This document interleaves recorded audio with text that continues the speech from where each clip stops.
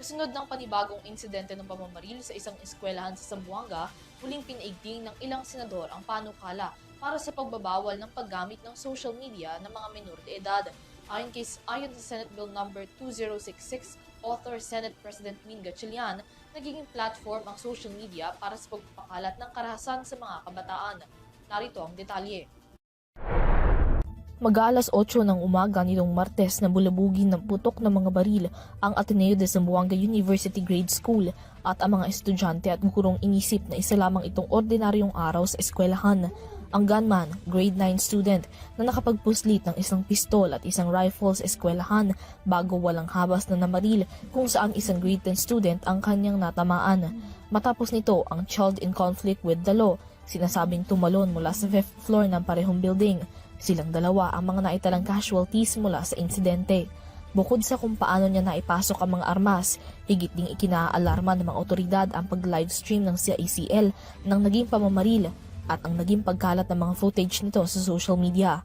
Kasunod nito, muling ipinanawagan ng ilang mga senador ang pagbabawal ng paggamit ng social media ng mga menor de edad.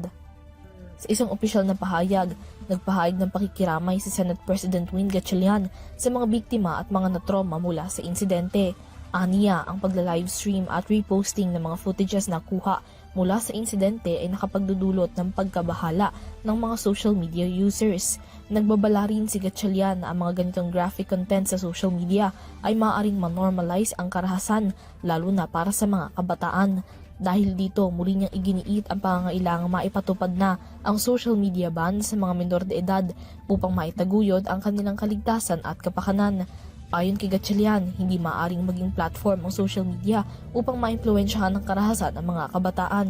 Sa ilalim ng Senate Bill No. 2066, ang Social Media Safety for Children Act, ipinapanukala ni Gatchalian ang social media ban para sa 16 na taon pababa, gayon din ang pagpapatupad ng mga social media platforms ng mga hakbang upang masigurong hindi ito ma-access ng mga bata. Sang-ayon din sa social media ban for minors, si Senator Mig Zubiri. Kinondena niya rin ang tila pagiging video game na lamang ng pagkitil ng buhay at similar na akto ng karahasan. Para sa EuroTV News, Mia Layagin, sumasaludo sa bawat Pilipino.